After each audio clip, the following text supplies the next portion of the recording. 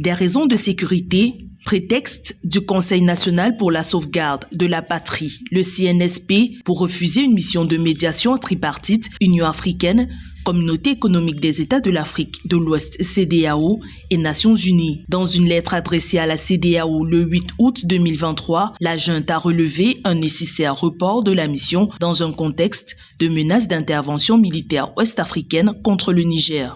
Tout en réitérant leur disponibilité à engager des discussions avec les délégations ou émissaires concernant la situation au Niger, comme indiqué à la mission conduite par l'ancien président du Nigeria, Abdou Salami Aboubakar, le contexte actuel de colère et de révolte des populations suite aux sanctions imposées par la CEDEAO ne permet pas l'accueil des dites délégations dans la sérénité et la sécurité requises. C'est la troisième fois que le CNSP ferme la porte à une médiation conduite par la CEDEAO. Le bloc communautaire doit se rassembler en sommet extraordinaire sur la situation politique au Niger le 10 août 2023 à Abuja, au Nigeria. Même si plusieurs pays de la sous-région sont prêts à déployer des militaires au Niger, la voie diplomatique pour une sortie de crise reste une priorité pour la CEDEAO. Les rejets successifs, on peut croire que ça va freiner l'élan de négociation, mais non, c'est une stratégie pour juste gagner en temps et avoir la force de négocier. Parce que les autorités militaires veulent négocier en position de force que de faiblesse.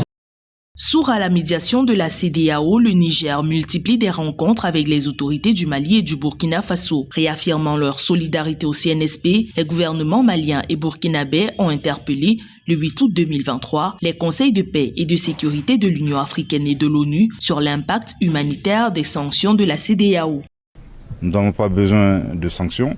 Je pense qu'il y a énormément accès de souffrance que nos populations traversent. Les frontières aériennes et terrestres du Niger sont toujours fermées depuis l'expiration de l'ultimatum de la CEDEAO pour un rétablissement du pouvoir du président Mohamed Bazoum le 6 août 2023. Dans un communiqué conjoint sanctionnant une visite officielle à Niamey du ministre malien de l'administration territoriale, le colonel Abdoulaye Maïga, Mali et Niger ont appelé la CEDEAO à imposer des sanctions contre les terroristes qui sèment l'insécurité dans le Sahel.